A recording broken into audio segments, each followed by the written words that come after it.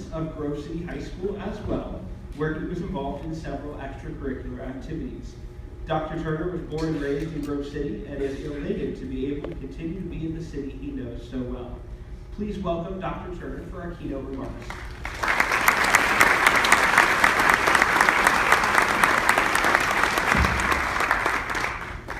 All right, thank you. It's great to be back, and it's an honor to have been asked to speak here tonight. I wanted to start off with a big congratulations, though, to everyone behind me and all the students that we're here to recognize this evening. I hope you guys are all as proud of yourselves as I am, and everyone here to support you is. I'll start off with a little bit about me. I did graduate from Grove City High School in 2007, where I was very active. I was in the band, I swam, I played tennis, I was student body president, and I was a part of a lot of clubs and activities. When I applied to college, like many of you, I'm sure, I wasn't really sure what I wanted to do. I wasn't sure if I wanted to go into medicine, education, business, engineering. Pretty much anything sounded like it could be a possibility for me. I ended up choosing to go to the Ohio State University because it had pretty good programs for anything that I could decide to get into. And I felt like there was some wiggle room in case I needed to change my mind. But I also could pursue becoming a member of the marching band, which is something that I always wanted to do growing up. So the whole summer after graduation, I learned their fundamentals, put in a lot of time and effort into being the best that I could be to make the program. And at the end of the summer, I tried out and was fortunate to become a member of the best band in the land. And for the next 5 years, I put in a whole lot of more work and had a whole lot of fun and made a lot of memories. It was probably my second year of college that I really realized that dentistry is what I wanted to do for a living. I knew that I wanted to do something in the medical field at that point in time, and dentistry was the perfect fit. I wanted to be able to change lives. I wanted to be able to help people and give back to my community without some of the heartache that is associated with medicine. I knew that dental school was competitive, though, so as soon as I made that decision, I knew that I had to really keep up the work in the classroom and keep my GPA up and do well on all the standardized tests that are required for you to get into dental school. So I worked really hard the rest of my collegiate career. I'll never forget the date that I got my acceptance letter. It was December 5th, 2011, and I found out that I was accepted into the Ohio State College of Dentistry. It was one of the best days of my life. 4 years later, and more work than I ever thought I was possible of doing, and I've got 3 more letters at the end of my name, and people call me doctor now. So.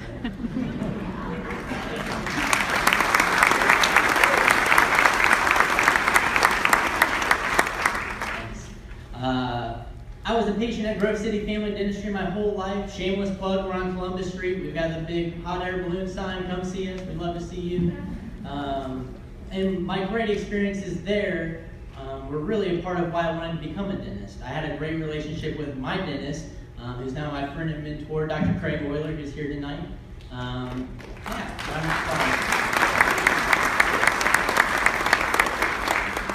And when I finished school, I was fortunate to be able to join the practice. And I'll tell you what, I love my job. I absolutely love what I do. I'm excited to go to work every single day. I get to help people, I get to impact their lives, and I get to give back to the community that I truly feel has given so much to me. Not everyone gets to say that about their job, so I feel very fortunate. As was mentioned earlier, I was fortunate to be a star recipient for community service when I was in high school. I applied for all of the scholarships, even history, and I hate history. And I started every single application with a quote, and I guess you could say that that's my style. So I'm going to share a quote with you this evening, and that's, "You're either green and growing or ripe and rotting," which, besides being a great example of alliteration, which is a vocab word that I only know because I had Crabtree for English, is such a true statement. It's great to remember that as soon as you think that you've arrived, as soon as you think that you're ripe and you're as good as you're ever going to be, that's when you start your decline. That's when you start rotting. Those of you that are up here, you wouldn't be up here tonight if you didn't understand that. And I know that because 10 years ago, I was sitting up here and I saw the best of my class apply their potential and go on to become anesthesiologists, lawyers, engineers, entrepreneurs, nurses, teachers. The list goes on and on of what they were able to accomplish and of what you guys will be able to accomplish. And the most successful of them were the ones that didn't let failure or complacency stop their success.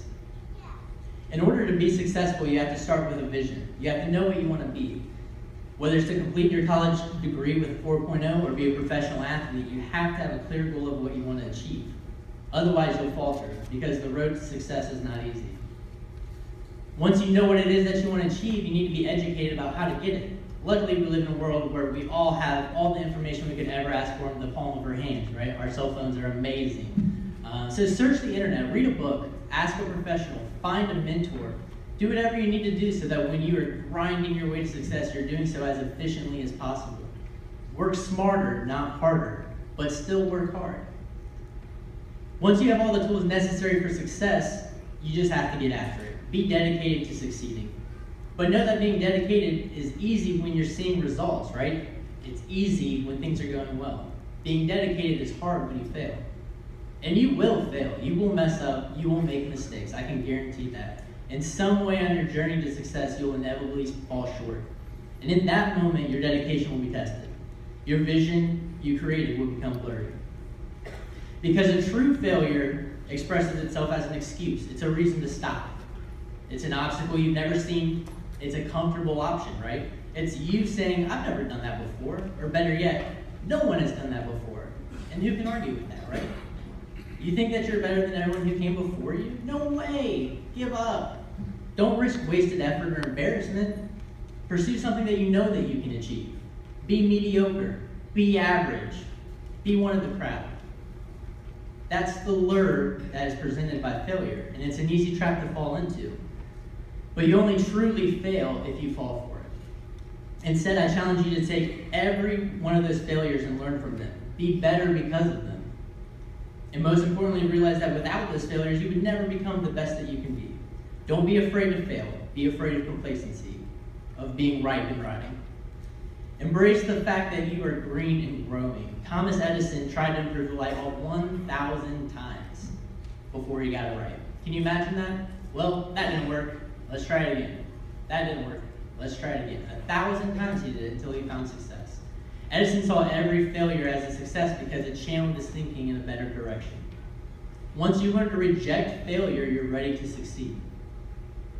Which brings me to my last point, handling success. When you finally reach your destination, be sure to enjoy it. You guys should be so proud of what you've done up here. You've earned it. Soak it up and let it fuel further success. But remember that you didn't do it alone. When I look out at the audience tonight, I see a lot more supporting cast than stars. Be sure that you say thank you to your parents, your family, your friends, teachers, coaches, mentors, anyone who helped you get to where you are. You couldn't have done it without them. And after you've enjoyed your success together, get back to work. Don't think you've arrived, that you're the greatest that you'll ever be. Embrace being green and keep on growing.